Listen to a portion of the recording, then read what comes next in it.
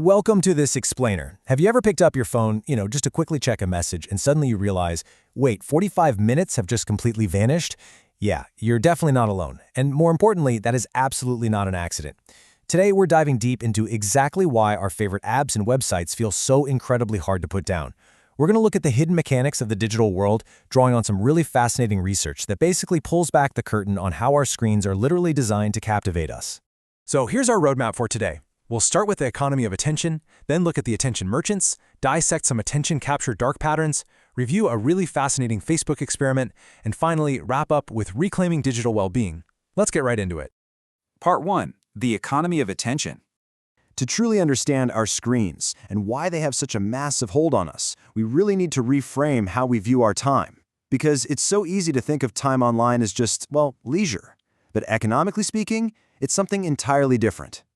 The concept of the economy of attention was actually introduced back in 1998 by a German architect and economist named George Frank, and his work brilliantly illustrates how, in our modern information society, our mental focus isn't just a byproduct of our daily lives. It's a highly prized economic asset that is being actively traded. Just like money or land or gold, human attention is finite. You only have so much of it in a single day, right?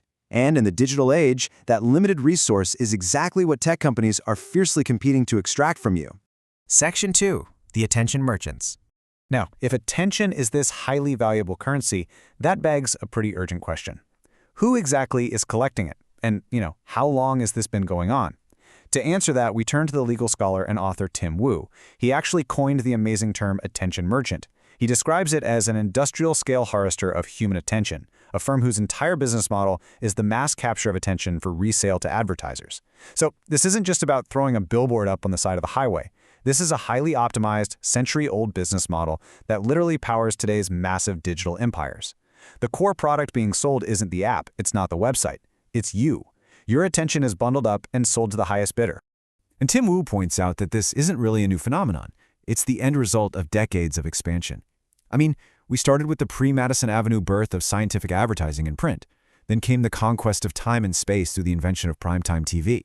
Next, we experienced what's called the third screen, with the rise of the personal computer, email, and portals like AOL.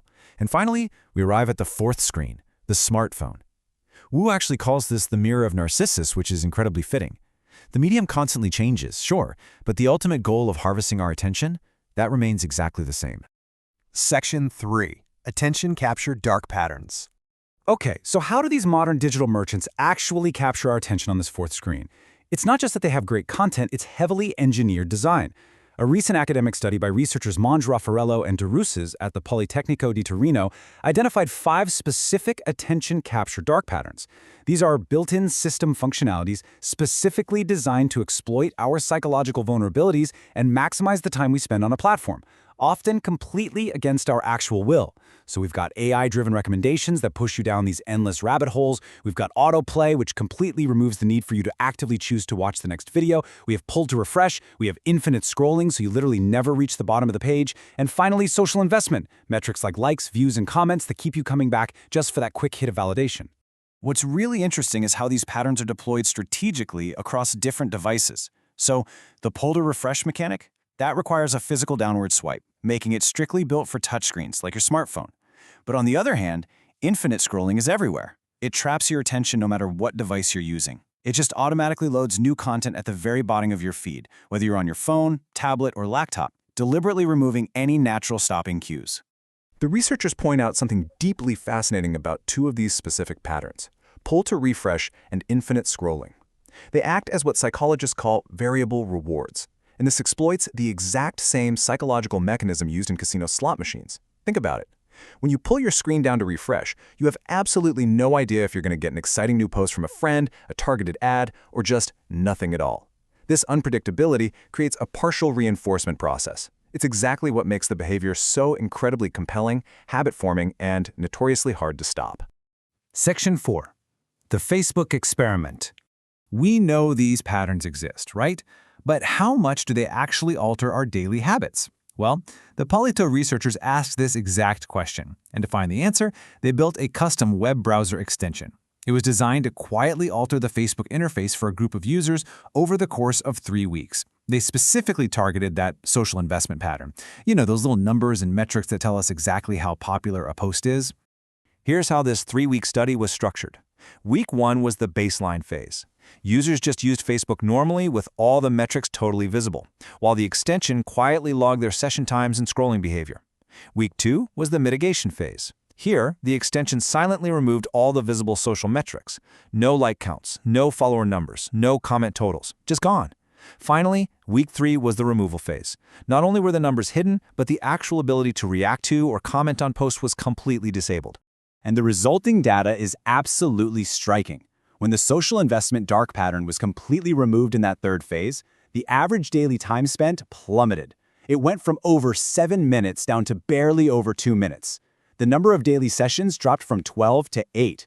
But perhaps most incredibly, the average daily mouse scrolls, which is a really key indicator of that mindless passive engagement, dropped drastically.